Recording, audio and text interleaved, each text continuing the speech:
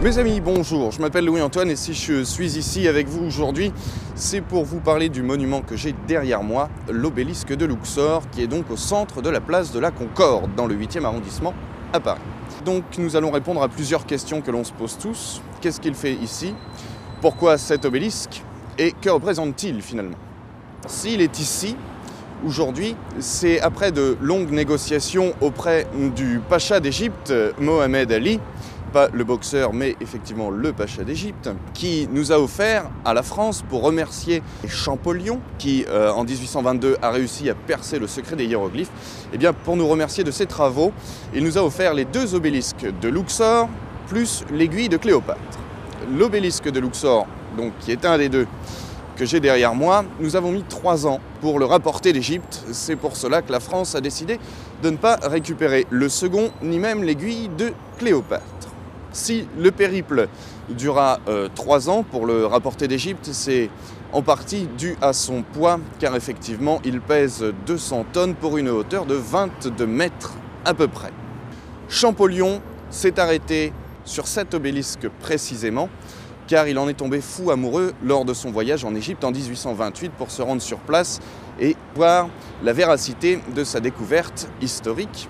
Et donc il a pu en déduire que c'était effectivement Ramsès II qui l'avait érigé pendant son règne de 1279 à 1235 dans l'Égypte ancienne, ce qui nous fait de cet obélisque le plus vieux monument parisien puisqu'il est âgé de 33 siècles. Quand nos amis les Égyptiens l'ont construit, l'ont sculpté, eh bien l'ancienne Lutèce n'existait pas encore. C'est vous dire s'il est vieux. Le voyage pour rapporter l'obélisque de Luxor a duré donc 3 ans, c'est fait en bateau et le bateau s'est amarré au pont de la Concorde de manière à pouvoir ériger l'obélisque au centre de cette même place. Il est au centre de la place car avant, sur cette même place, il y avait la statue équestre de Louis XV, dit le bien-aimé qu'il ne fut pas longtemps, et après son règne, il y eut en 1792 l'installation de la guillotine qui, sur cette place, vu non moins de 1119 personnes décapitées, dont Louis XVI, dont Marie-Antoinette, la comtesse du Barry, Lavoisier, Robespierre, Danton, Saint-Just, j'en passe et des meilleurs. S'il est ici, c'est parce qu'il ne symbolise rien, à savoir ni la royauté, ni le massacre, entre guillemets, de la guillotine, et c'est vraiment pour exprimer un renouveau de cette place, une renaissance de la place de la Concorde. Bien que beaucoup de gens pensent que ce soit Napoléon Ier qui l'ait rapporté d'Égypte, eh bien c'est une erreur, puisqu'il a été érigé au centre de la place en 1836. Nous sommes sous ce que l'on appelle la monarchie de Juillet et le dernier roi de France, Louis-Philippe.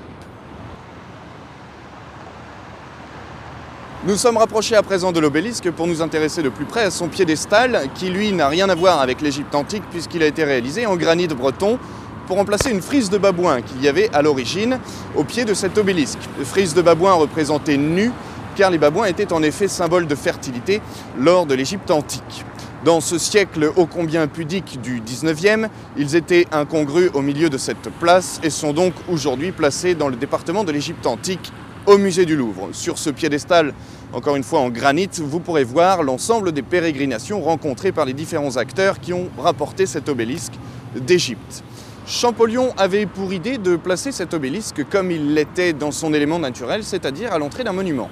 Louis-Philippe, alors roi, ne voyait pas ce projet du même œil et c'est lui qui a tranché en 1833 pour l'érection de cet obélisque au centre de la place de la Concorde. Il ne sera en effet mis en place qu'en 1836 après ce long voyage. Pour conclure sur ce monument, nous allons voir comment est-ce que les éléments contemporains s'intègrent parfaitement avec des éléments antiques, notamment en parlant du petit pyramidion, qui est la petite pyramide dorée tout au sommet de l'obélisque, qui a été, lui, érigé en 1998, ce qui lui a permis de gagner à peu près 2 mètres de hauteur. Pourquoi ce pyramidion? Eh bien, tout simplement pour lui redonner toute sa splendeur d'antan, puisqu'en effet, déjà sous l'Égypte antique, il était lui-même surmonté d'un petit pyramidion. Si ce que je vous ai raconté vous a plu, eh bien sachez que vous pouvez me retrouver dans bien d'autres visites sur mon site internet www.alimentaire.fr. unami@paris.fr et j'aurai la joie de pouvoir vous guider encore un peu partout dans cette belle ville qu'est Paris.